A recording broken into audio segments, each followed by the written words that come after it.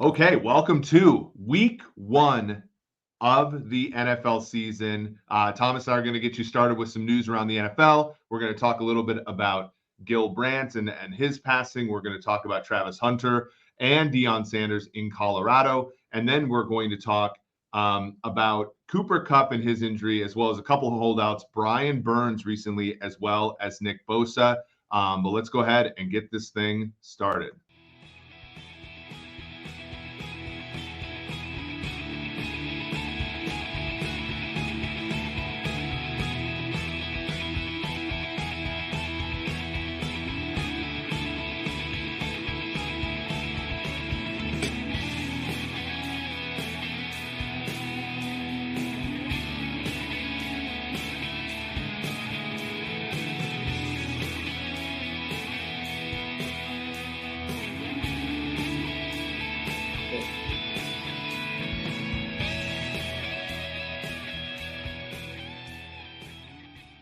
Tried that a little bit new today, Thomas, to go with the intro first and then the music, get people into the flow of the game before we actually started talking about real stuff. I don't know if it's a value add or not, but we're in at Sumer Sports here. We're in constant experimentation, and so for week 1 of the NFL season, in year 2 of our podcast, Thomas, I figure I'd start something new. How has your Labor Day weekend been?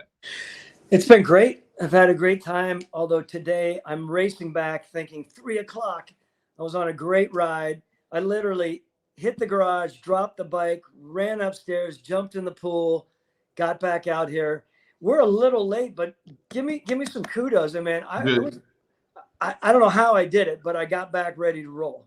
You know what? It's funny, and I don't mean this I mean this in a very complimentary way on behalf of your It's funny. I was just on with Steve Santiago, who's our brilliant VP of engineering on the consumer side, and he was like, "Don't you have a podcast, Thomas?" I'm like, "Yeah, he'll make it. Like he always does. He might be a minute or two late, but he always makes it." And which isn't always true, right? Like both of us have we interact with the powerful and the CEO and the GMs of the world. And I will say, like, to your credit, you are one of the most punctual and on time and considerate among people who have maybe outgrown necessarily the natural urges for those things, if that makes any sense. Like the fact is like I never really ever do worry about it, whether or not you've forgotten the podcast, which I think is a good thing for you. Well, yeah, I rarely forget about them. It's just every once in a while. I love this idea that we're going to be going to the 3:00 time frame. I love it. I'm really excited about it. It's just, today it was funny. My wife, Mimi, who said, "Is Eric really running a podcast today on this beautiful Labor Day?" And I said, "This dude just works it, man. He is always about on top of Sumer."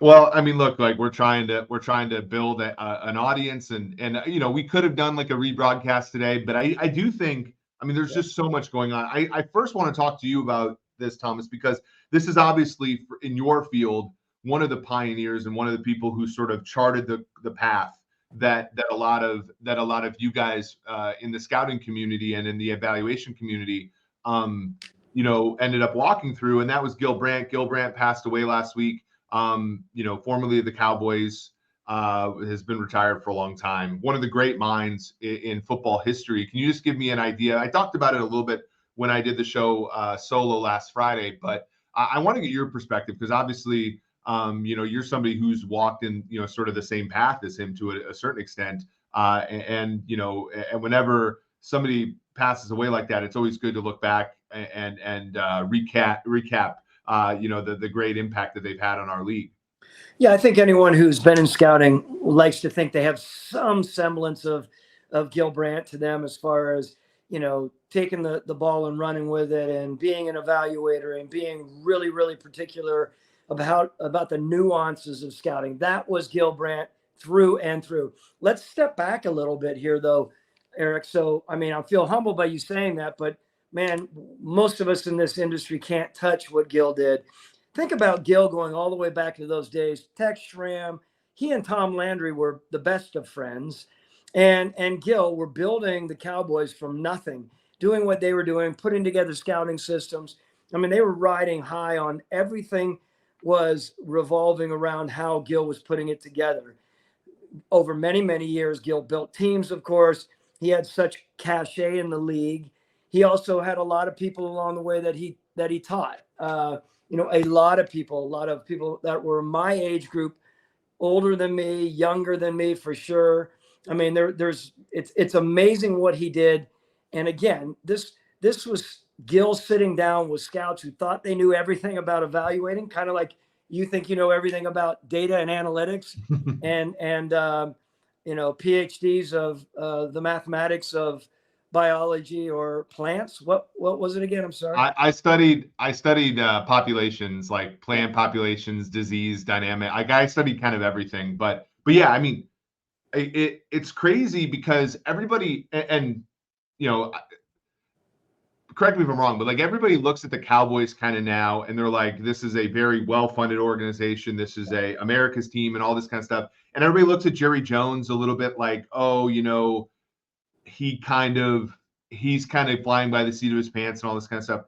When in reality, the Cowboys have been one of the more forward-looking, I would say robust, maybe rigorous organizations in all of NFL history, right? I mean, going even back to Jimmy Johnson and the chart and all this kind of stuff, but you're talking about a documented way of evaluating players that persists over time. And we all think about the Patriots, and you were a part of that, where they had the same scouting system. And if I recall, correct me if I'm wrong, but like they had a scouting system that was like college and pro players on the same scale, and like that took a decent amount of effort and regularization from their scouts and their evaluators.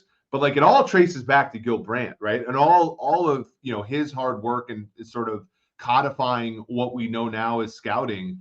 I think the even me, a mathematician who loves, I use scouting grades and stuff, obviously, in some of our models. Like we all owe a great debt to him.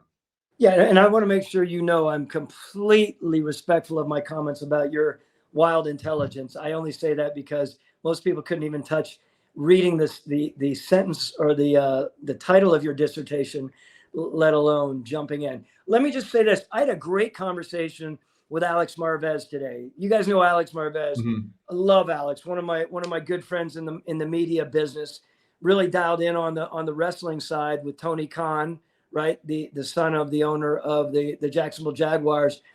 But I was talking to Alex about his relationship today before I got on with Gil. I think they worked for 10 to 12 years or whatever, doing their shows together. They did really, really good work together. He was saying like there was no one harder working, no one who wanted to own his business more and be proud of what he was presenting regarding players, regarding scouting, regarding the NFL than Gil did, right? So I know that they worked tirelessly together often, and they would get in their little banters and everything. But I thought it was amazing to hear Alex Marvez, laud him for what he was. There was no one that could match him, and I don't know who's going to match him in the future. And I will say he hasn't worked for the last year. And it was a tough ending, of course. I think he was 91, correct? And I believe so. Yeah. He's just got so many people that look at him as just outrageously respected throughout the scouting side. And it's a sad day, but it's one that will be regarded for forever and ever at least in the scouting world. Yeah, I think everybody, of course you included, and you had such a huge impact on a lot of people's lives, including mine. And I'm the same way where, I think when somebody like Gil passes, obviously it's very sad, but to your point, the silver lining, of course, is that he impacted a lot of people, and, his legacy will live a lot longer than he does.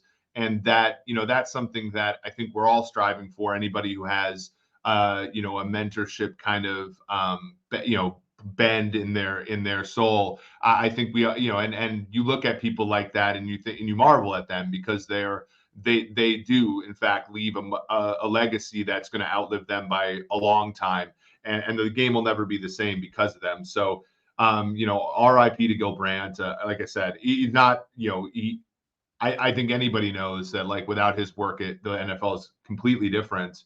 Can I just say last thing? Yeah. He was one of the front edge of scouting statistics and analytics. And Yep. one day we can really dig into that, because I think it's fascinating to know how far along he was in where a lot of people were really, really stuck in the mud. And as as veteran as he was in the business, he was open-minded to it. Not saying he believed 100% that was the only way to do it, but he did realize the importance of, again, augmenting with the proper analytics and data. Yeah, for sure. And I think, yeah, I mean, he all around a sort of a renaissance person in the NFL. So like I said, I think the fact that Sumer Sports exists is because guys like you and I can talk to each other, and guys like you and I are more readily able to talk to each other because of the groundwork, because of the interactions that Gil has certainly had with people like me, probably over the course of his career. That probably can't go overstated. You watched Colorado versus TCU, right? I got to be honest with you. I was somebody who, before this season, when we were betting, I used to bet a lot of Jackson State games. I used to bet a lot of FCS games. I was very much a Deion Sanders fan in the FCS. I was not expecting them to be as competitive as they were with the team that was in the national championship game a season ago. Granted, TCU they lost a lot of players, chief among them their quarterback, and offensively, they had something like 18% returning snaps or something like that, something insane. So they're certainly rebuilding. But what Deion Sanders has done in the transfer portal, like bringing over basically all of his players brand new. 80 plus, right.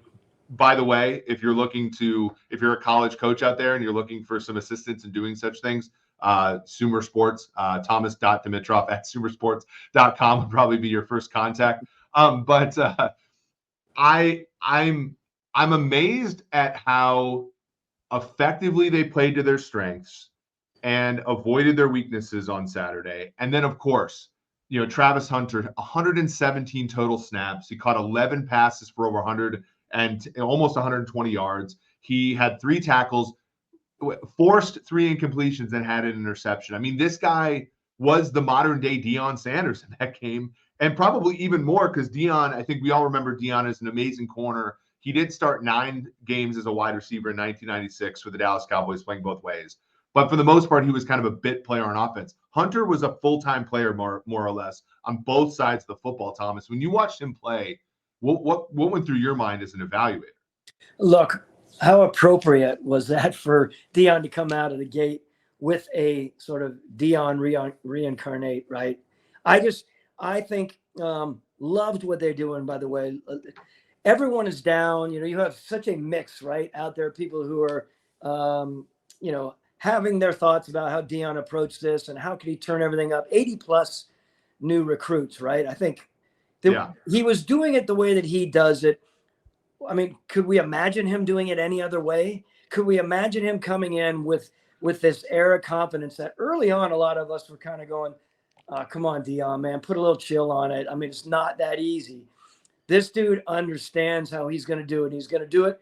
You're going to pin your ears back. You're going to be as confident as you can be. He's going to bring in HBCU guys who are damn good athletes across the board, and he's going to instill in them out the gate this level of confidence that no coach, I don't know if any coach can truly do it the way that he would do it, because that was him. So there's no BS to it, right? And even listening to some of the old staunch coaches on College Game Day and listening to Urban Meyer, give him his credit. I mean, Urban gave him a full-on thumbs up. He was shocked and he just said, look, he lauded the heck out of him. I will say this. What we can't forget is when you have a guy, and I'm not saying all really, really good football players and athletes are great evaluators. Deion has an unbelievable eye because he is a guy that not only is an amazing athlete, movement, everything we've all talked about at every position. It's a matchup league. He knows who the true athletes are. He knows how he can take those athletes and put them in the right spot to thrive. So you get this guy with an unbelievable eye for talent, the ability to see how he can put the talent in the right place, and then get a great staff. I mean, he hires the guy from Kent State. What is his name? I had it. The head coach there he's a really good football coach. Those of us in the league know it. I'm only blanking because Kent State falls off the side of my mind here every once in a while. But what he did is he brought coaches in like that, and he's the CEO. I was listening to Michael Lombardi. He was talking about the CEO of the team, right? I'm not a huge fan of coaches being the CEO of everything because sometimes it's too big for them. But Dion can take that role in a college program. And I think he's kicking it off very, very well, of course. Yeah, for sure. So it was Sean Lewis who joined his staff. And like you said, there's so much about Dion that so there's so much about Dion that provides us lessons in football. And I think this is important.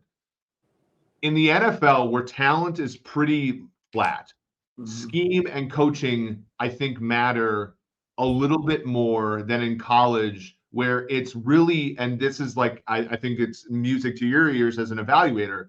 In college football, it's about recruiting great players.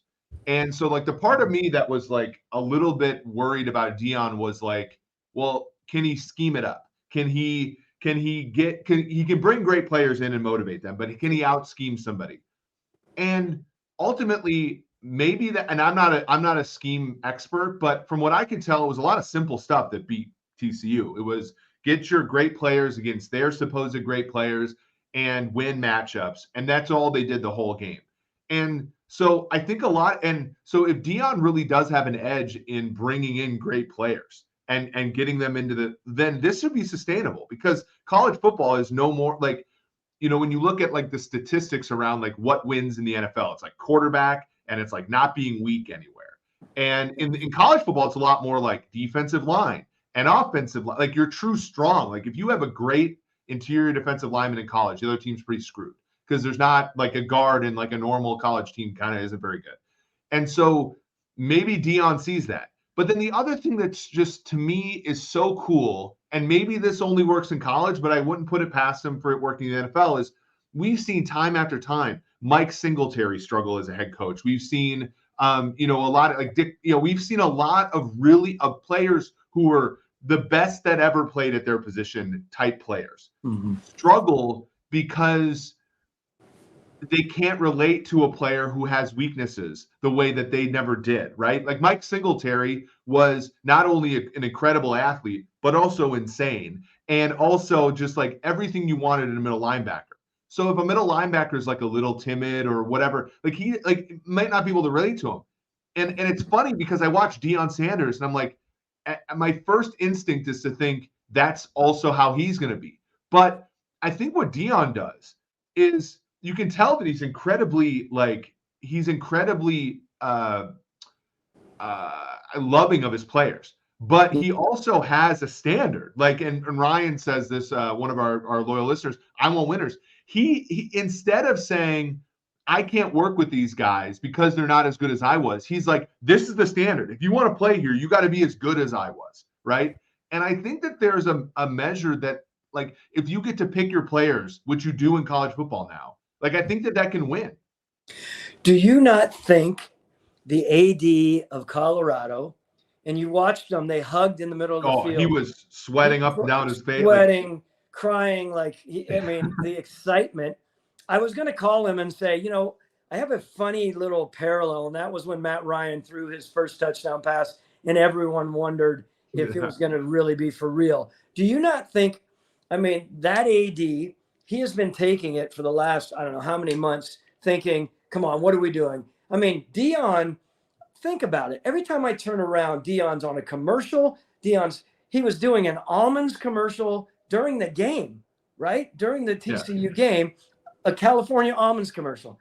I'm blown away. Every time you turn around, I'm thinking there is no one, marketing that school, that program more than Dion has ever marketed. Anyone has ever marketed any program. Even when I compare his, and it's really ironic that the two of them are on a commercial together, but there's Dion right next to Nick Saban doing the Aflac commercial. And, now Nick is working to pull that smile out more. God bless him. It's good to see that. But it's just a funny it's just a funny dichotomy there between personalities. Yeah. Anyway, I'm not meaning to get off on a tangent here, but the AD, all I know is, can you imagine the pressure on him? If it fell, he never surfaces again. Yeah. By the way, people forget Nick Saban, a alumni of the 1995 Cleveland Browns, just like the co-host here, Thomas Dimitroff. By the way, we have to have an episode when it's slow in the off season, right? When there's nothing else to talk about, we need to have an episode just about the 95 Browns so that we can reminisce about all of the names, because there's like a dozen names that ended up being something from that team, which is awesome. I agree. I think with Colorado too, the gamble on Deion was always a good one. And here's why.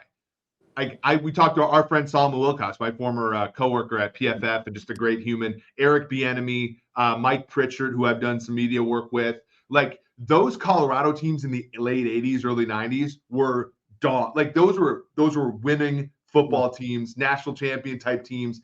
And, you had a little Cordell Stewart 94, right? And you kind of had that stuff. Rashawn Salam, I believe, was from Colorado, if I'm not mistaken. And since then, you really haven't had anything in Colorado. And so if you're one of the and you're moving conferences, all this kind of stuff, like, there's just so much there. I love the fact that they swung for the fences, right? Because now you put that Colorado team and you look like Boulder is in the middle of nowhere. If you think about the country, you know this because you have a home there. Like, the next nearest city is like 6 hours away via car. And so, like, it's kind of got its own, you could own that entire region of college football if you're amazing. And I think that swinging for the fence on Deion was, and ultimately, they might come out and lose to Nebraska next week. Who knows? But like, swinging for the fence was the right move, because we've seen the standard at Colorado and it's high, and it hasn't been achieved in decades. And so this is like the one shot that they had, I think, to get it back into that realm of respectability and, winning. Now, look, Boulder is an awesome area. It's a lot of people's utopia, obviously close to Denver. But before you go, to your point, you have Colorado State up the street, but that's a different world. You got Arizona State down, and then all the way out towards Utah. I mean, yeah, you're a ways away. That state has been hanging off the edge for a while since back in the early 90s, right? My good friend, one of my very best friends in the world and in the league, is Matt Russell. Matt Russell used to be with the Broncos. He's now with the Eagles with Howie Roseman and Dave Caldwell. Matt Russell, like I've told you before, he's got one of the best eyes for talent. Played linebacker. Remember, he won the Butkus Award. One of the toughest ass guys. Great guy. And I was talking to him about it. He just said, look, it's not necessarily everyone's style there, but I mean, everyone in that town, everyone, not just up on the hill, talking about down in the area of Boulder, down along Pearl Street Mall. I mean, it's all prime. It's pretty amazing to see it. Yeah, and that's so cool, right? Because college football gets a rap of being like, to your point about Saban and Kirby Smart and, Ohio State, Michigan. Jim Harbaugh, by the way, a good NFL player who's turned out to be a pretty good coach. Maybe a little bit of a counterexample there to what we're talking about. But college football gets a rap of like not being inclusive to a lot of different, like in the NFL, like, look, much to our surprise, Detroit is playing Thursday, right? 2 years ago, they got the number 2 pick. The NFL cycles through teams good and bad. College football is a little bit more stable in that regard. And so a team like Colorado popping up and being the toast of the town, that's exactly, I think, what the sport needs. We have 3 players right now, Thomas. Now, we've known about 2 of them, Nick Bosa, Chris Jones. And now today, Brian Burns has not shown up to practice for Carolina. Now, I'm hearing some things about Burns and kind of, we talked at the Super Bowl, remember when we were on a bunch of Chicago stations, that maybe the Bears should think about acquiring Burns. They ended up, I think, asking, was the report. They asked for Brian Burns. The Panthers said, no, he's off limits. We'll give you DJ Moore instead. Ultimately, that was an exciting trade. Now, Burns' camp wants a deal, and the Panthers, haven't met it yet. It's very interesting to me now. We haven't had that many holdouts in a long time, and it's because you get fined $50,000 a day if you hold out and you're on contract. What do you think about these 3 players? And what, from a general manager's perspective, what are you doing? Because I know you've gotten deals done on the eve of the season, Julio in 2020 and so forth. What do you think happens here? And are you like, what's the mind of a GM when a cornerstone player on your team isn't showing up in the first week? Oh, it's a big deal. There's no way you can go into a week, especially a week like Carolina with Scotty Fitterer and their and company coming in thinking, okay, enough of the talk about being on a hot seat or anything like that. It's not that. They have a new quarterback. They have a team. There's excitement there. Frank Reich is coming in. He's pairing really well with Scott Fitterer. And then you have a guy like this who is so important. It was interesting because they did reach out. Deion Jones went and worked out for him, right? Or he was at camp. They ended up cutting him. I'm thinking that Scott and the group there are probably thinking like, okay, we need to put together a linebacker core. We need to make sure that this defense is rolling. And when you don't have a stud like BB there in the circle, man, it's nerve-wracking. It's complicated. You have to go out. You have to look, and now all the cuts have been going on, right? That there aren't that many that can. You're not just pulling studs out that are comparative to Brian Burns. So No. it is uneasy, and you're trying like hell to get the deal done. I mean, and yet you want to be mindful of it. They have a lot going on there. Their biggest what's the biggest acquisition right now that Carolina has that they picked up over the last half a year? Yeah, they have Justin Houston, who they took over from, Kansas City, Baltimore, Indianapolis, who's going to help on the other side, but he can't be a number one edge player anymore. On the offensive side, they got Hayden Hurst to play tight end, a guy that you traded for a couple of years ago. They have Adam Thielen, DJ Chark, Miles Sanders on the offensive side, but defensively, I mean, J.C. Horn's the corner, with Henderson, CJ, the guy that the Jags drafted and gave up on right away. Linebacker, they have Luvo, who's a very good player, I think underrated, but they do need a second guy there. And on the interior, they have Derek Brown, who was the top 10 pick in 2020, who's coming on really strong. I mean, they could be, and this is interesting, right? Because I kind of like Carolina's prospects. I think at like 4-1 to win their division is a good bet if you were to bet it. Mm-hmm. You have seen your Falcons take money this week now, though. They opened as 3-point favorites. And so just to give people who are not used to the betting parlance a little bit. So usually the bookmaker will give the home team 1.5 or 2 points for home field. So going into the game, they thought the Falcons were about a point better than the Panthers. On a neutral field, you slide that up to 3 with home field advantage. Now you're seeing it out at 3.5, which is a lot because a lot of games, Thomas, about 8% of games land on 3 points as a differential. Mm-hmm. So Brian Burns is meaningful here. And if Brian Burns doesn't play, it's worth a decent amount to Carolina's opportunity to win. You add to that, you add to that the fact that the offensive side of the ball is probably going to go through some growing pains with the rookie quarterback. And I think that's the nightmare situation if you're the Panthers, right? Is you can't get pressure on Desmond Ridder. You can't stop the run because Burns, Justin Houston is actually as a Chiefs fan, I can tell you, Justin Houston's a man against the run. So I think like run defense, they should be fine with him and Brown. And the Falcons have a run-heavy offense, but you need to be able to get pressure on third down. And I think Burns is one of those guys. He's also a very good, and I was mentioning this to a friend today, pressure to sack conversion. So when he gets pressure, he finishes, which is not true of a lot of defensive linemen on average. So it's just a really tough one for the Panthers because you could come out of the gates 1-0 against the division rival on the road and really get this Frank Reich career in Carolina off to a great start. Instead, it seems to be moving in the other direction from the prediction markets. Yeah, we'll watch that one closely. I can imagine, things humping around here in the Southeast, ready for this game for sure. But you're exactly right. Where are they going to get the pressure? And I'm concerned about it. But then again, they have a fairly inexperienced quarterback here in Atlanta. See how it all plays out.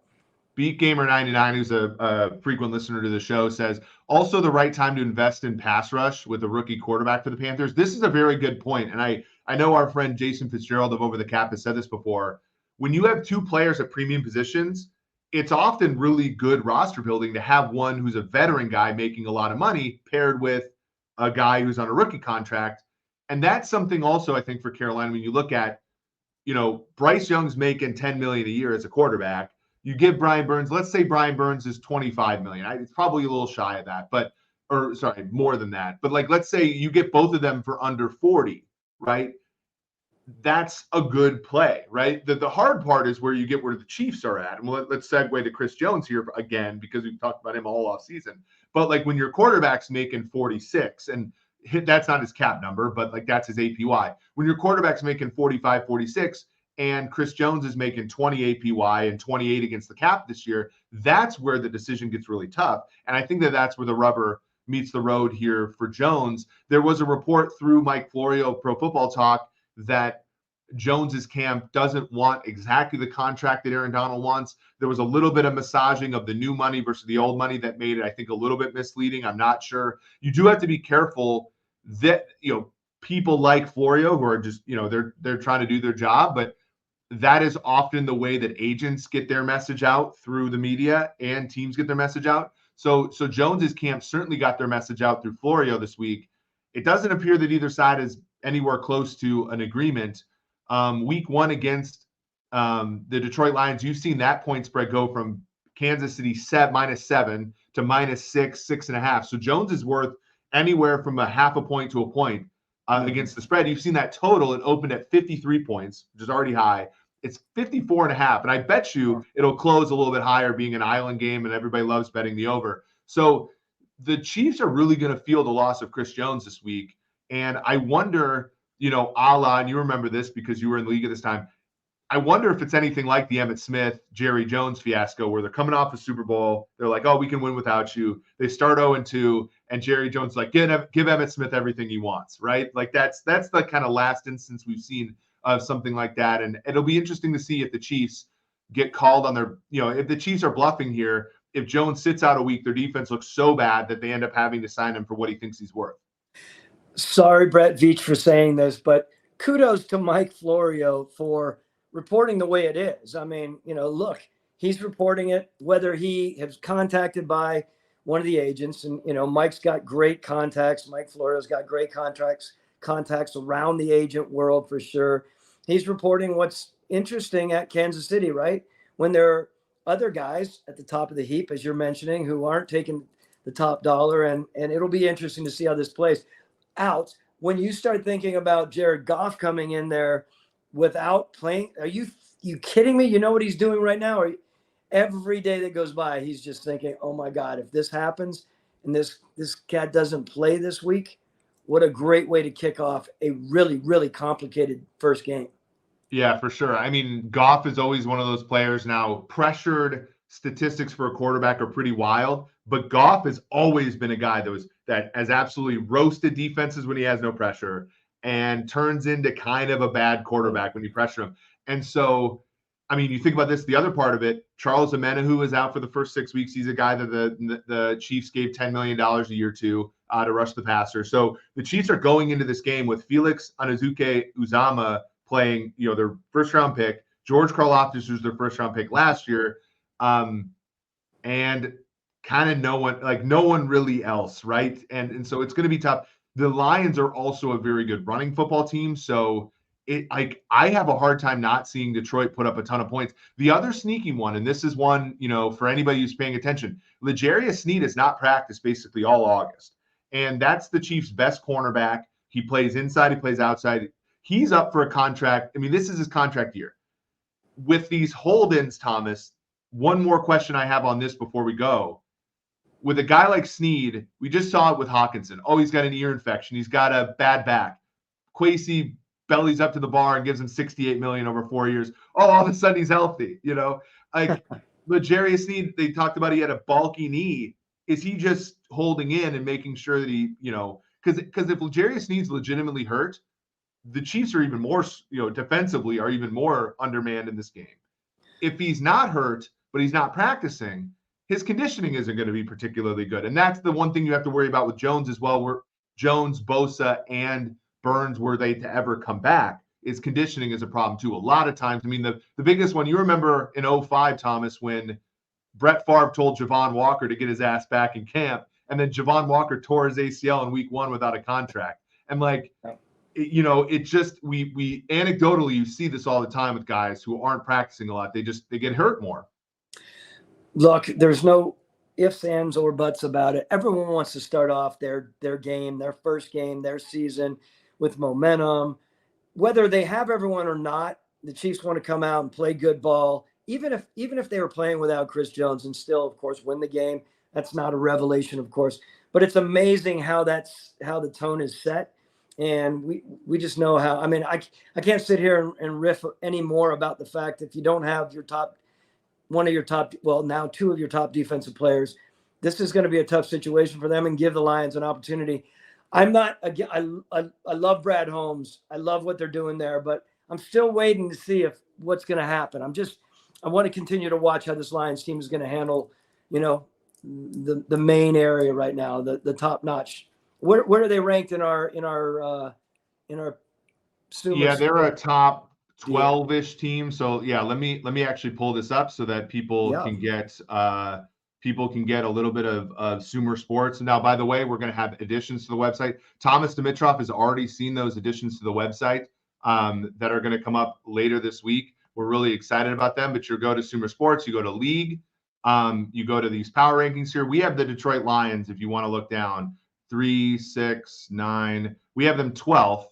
We have them winning about 8.5 games. It's a little bit under actually the market projection for them. They have a strength of schedule that's about league average 1505. So we're not as heavy on them, Thomas, as the market.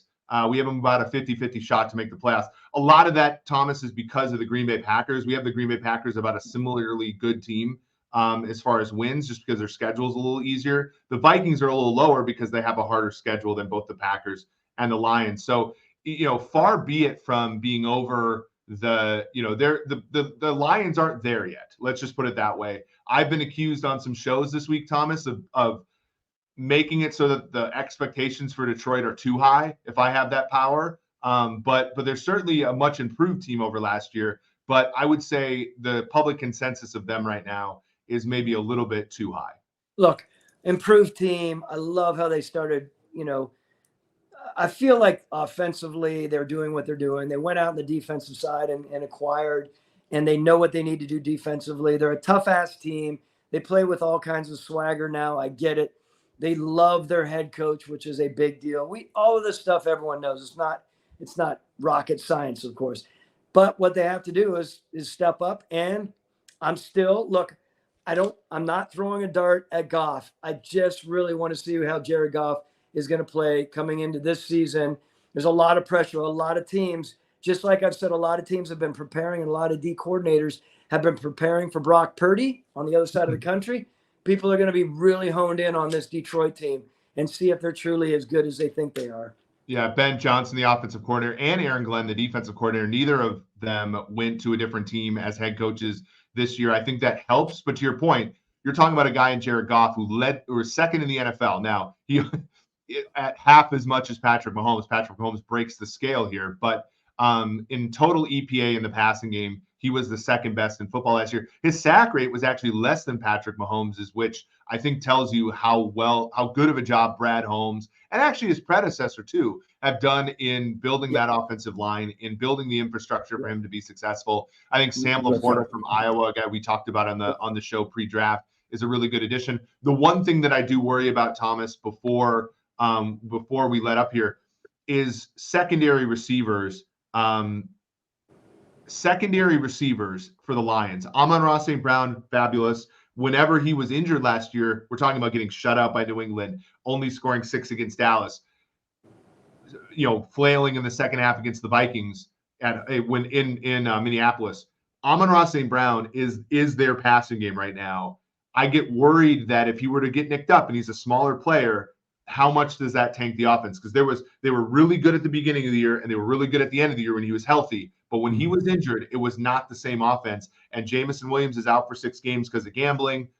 They lost DJ Chark to Carolina, as we said. There needs to be players to step up. And Goff, to your point, Goff is a great quarterback when there's a lot in front, when there's stuff in front of him. He's has the production of a great quarterback. Let me put it that way.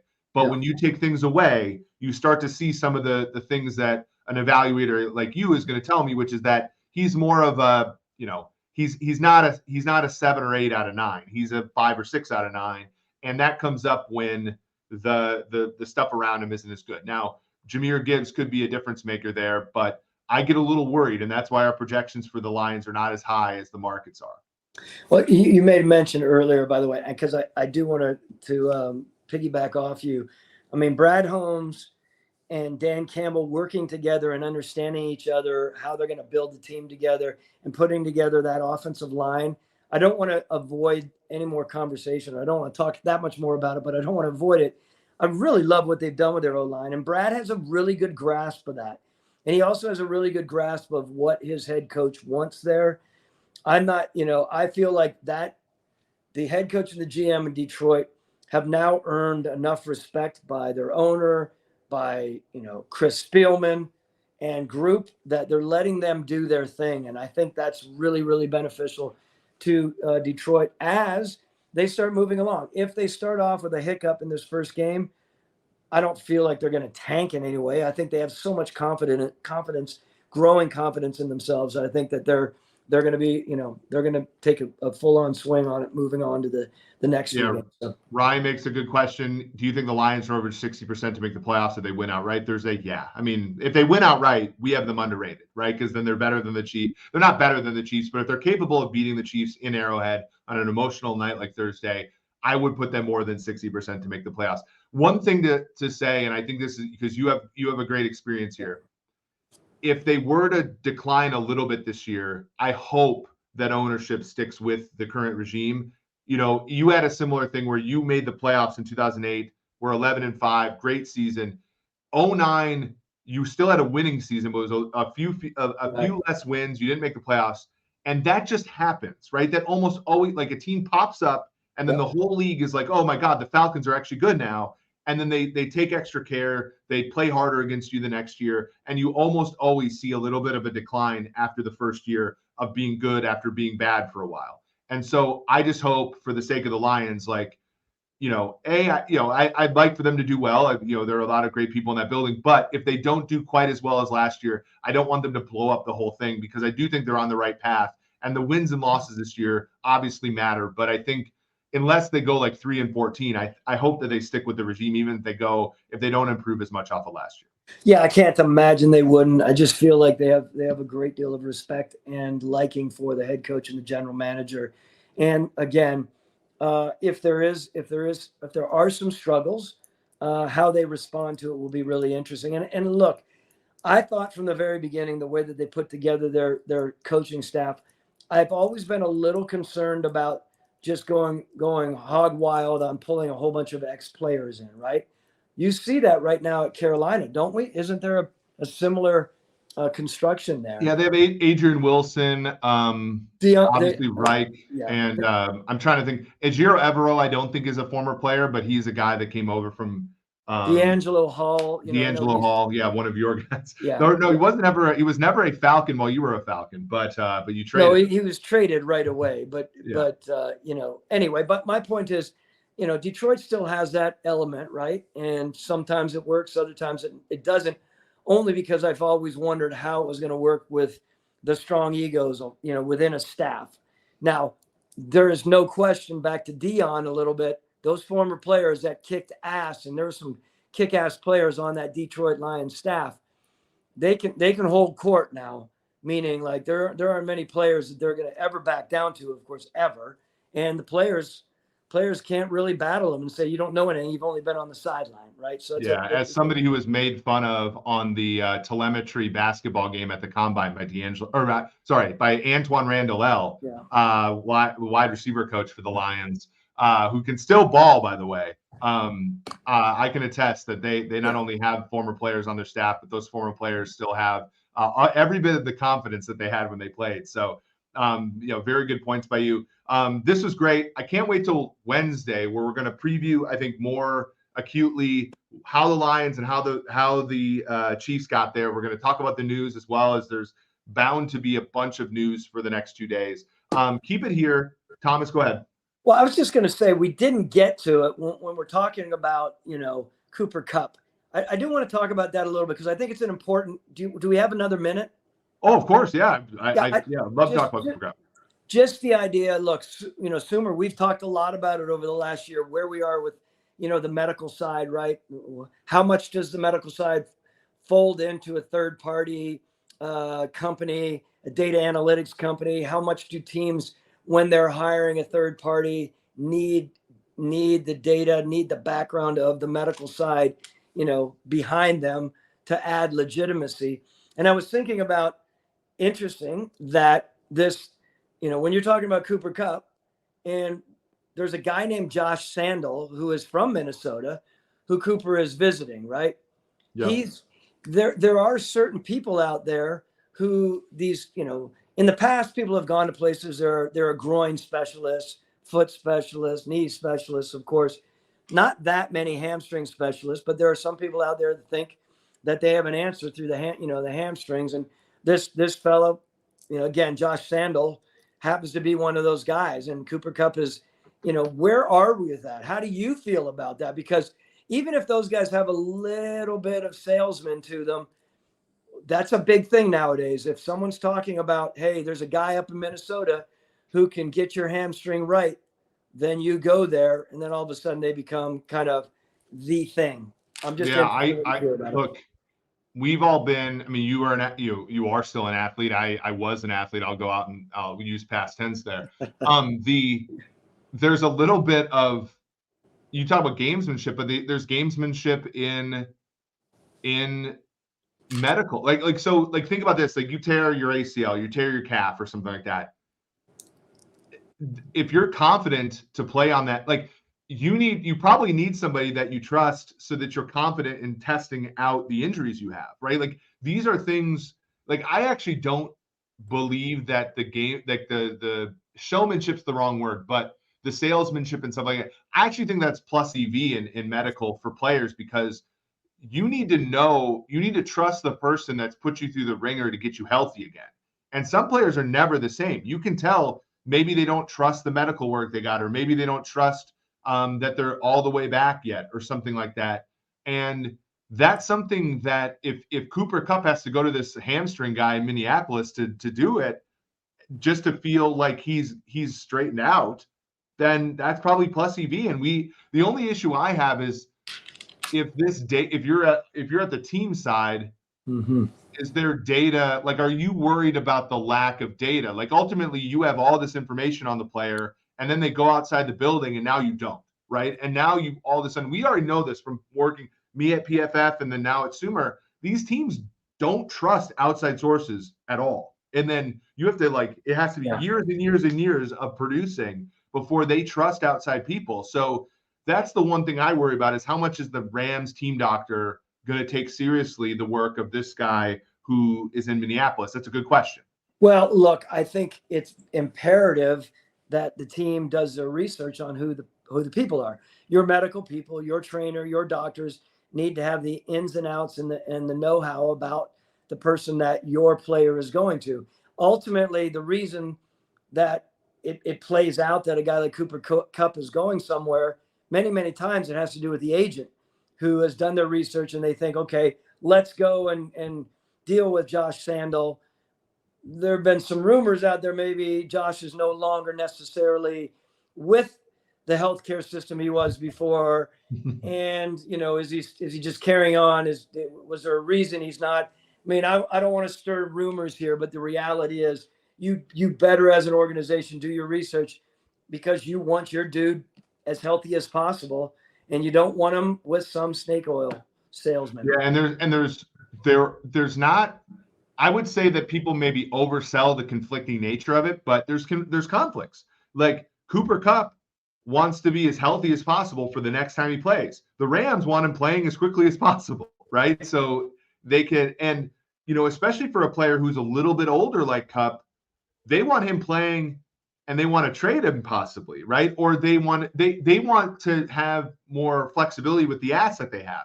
With Kupp, he wants to play when he's ready, and so there are conflicting, I would say, interests here, and you just have to take those into account. And I think that those conflicting interests probably breed distrust between that doctor and the Rams. So, and I'm not saying we're just talking about possibilities here, but it is a very interesting thing, and I'm glad you brought it up.